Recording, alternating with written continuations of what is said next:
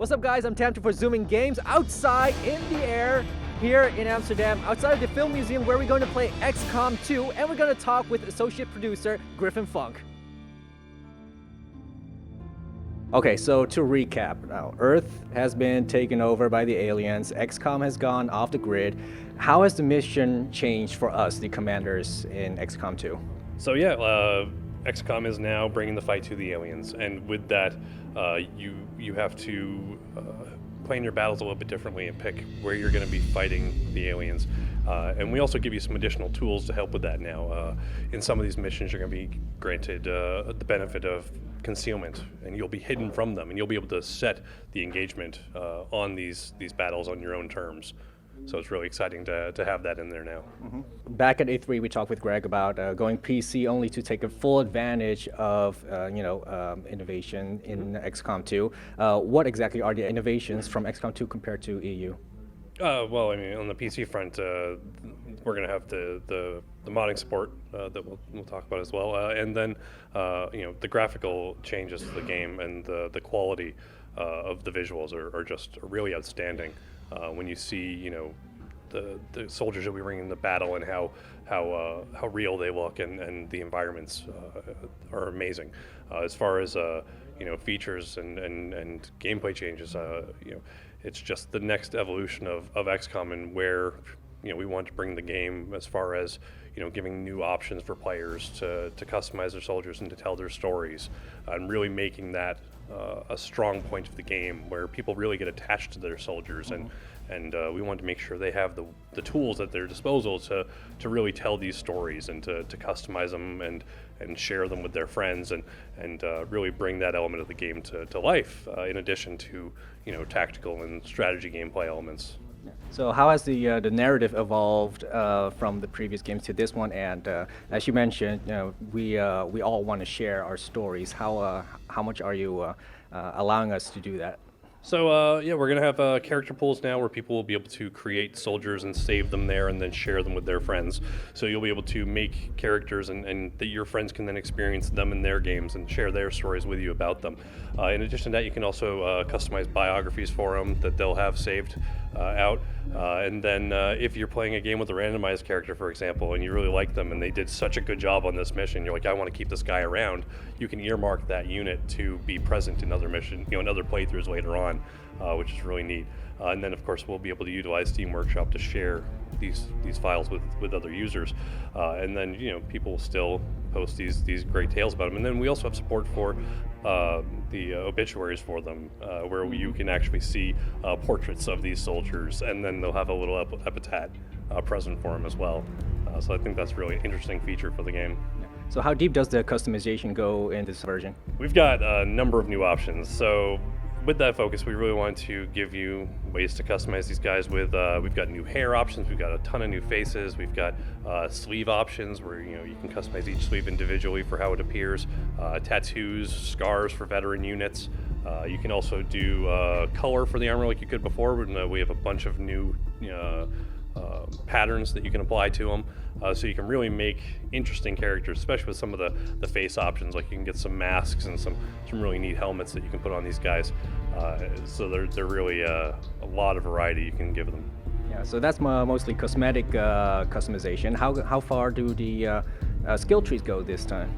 So we still have the similar structure of having branching decision trees of you have 2 trees for each class, or 2 columns for each class, and picking between those abilities to really craft your soldier. With each of the 4 new classes that we've discussed so far, I mean, there's a wide variety of new abilities that you'll be able to get for these guys. Such as you can get abilities for the Grenadier that will enhance their damage using the grenade launcher and the AoE, which makes them just destructive forces on the battlefield.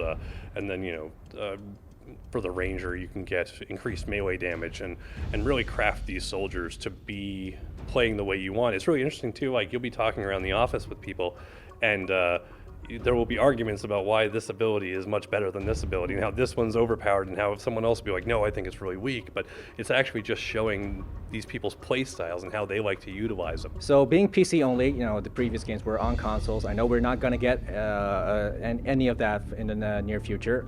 But how much did you learn from the console players, their experience? What did you take from that? I don't think it was explicitly, from one group to the other, but I think the big thing was just listening to players from, the transition from EU to EW, and then from EW to XCOM2, and seeing, what people really loved about the game, what they embraced, and what we could do to help support that, and I already said one thing was, the character customization and being able to tell their stories through their soldiers. But then another big part was players kept clamoring for, more maps. They really wanted more maps, and we had to figure out a way to do that in such a way that we wouldn't, reach another point where they're like, we need more maps now. Well, and that's where we had to figure out how we were going to procedurally support maps. We can travel to a new region or continue to investigate activity here. Say the word, Commander, and we'll make contact. And with that, we're able to create a wide variety of map experiences, especially when utilizing different time of day, weather effects, and then different locations like city center or small town and slums, and just all of these things coming together and giving us the power of still having these handcrafted pieces that get put in there, but then also making it so players will never see the same setup in their plays of all the games. We have a couple of new units. Which one is your personal favorite to play with? For soldiers? Yeah. All right, soldier, I'm going to have to go with the sharpshooter. And it's very interesting to me. Why? Because my favorite unit in Enemy Unknown Enemy Within was the sniper. I loved squad sight. I loved I would bring up to 3 squad sight snipers on my team, and I would just get someone up there, get a look at an enemy, and destroy it. And then move up a little, repeat. And I thought I would be doing the same thing in XCOM2, but as I started playing with it and using the gunslinger tree, which is the sharpshooter's ability to wield a pistol, you get a lot of awesome benefits out of moving your sniper up a little bit closer than you'd usually be comfortable with, and getting additional attacks with it, or free overwatch or reaction shots against enemies. I really found that to be interesting and fun, and surprising to me that I would play that way instead of what I was used to. Well, you mentioned the modding tools before. What can we expect from your development kits? Users will be given our version of the SDK, the Unreal SDK, and they'll be able to use that to generate new scripts for the game, to compile scripts, and then we're also providing users with 50 gigs of assets. Everything we use to make the game, we are going to throw at users and say, here you go, what do you guys got?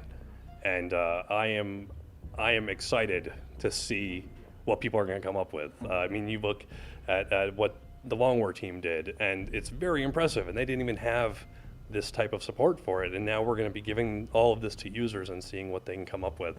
I think it's going to give a long tail to the game and give people a lot more to come back to. Do you have any tips for new players who are just fresh off the boat, getting into a turn-based strategy like this? I would say make sure you play through the tutorial, because that'll set you up for the story and what some of the mechanics are for the game, which is very important. And then also, go ahead and pick the lower difficulty if you're not used to tactical turn-based games like this.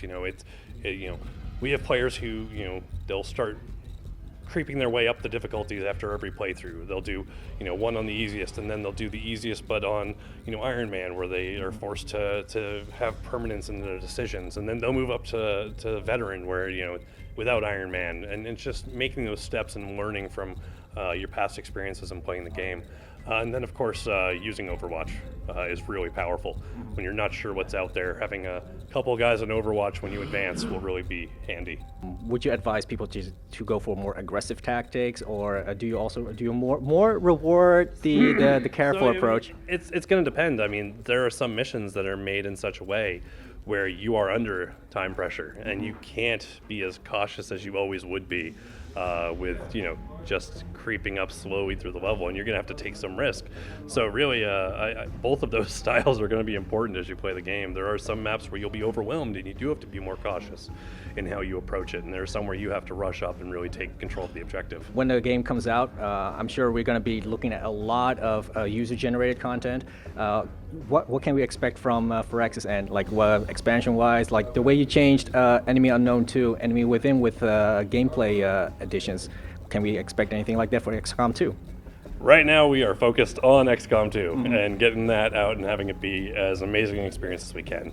I'm sure there will be things that the users are coming out with in the interim, and we'll see what they do. But for right now, we have to focus on getting XCOM2 to be as amazing as we can.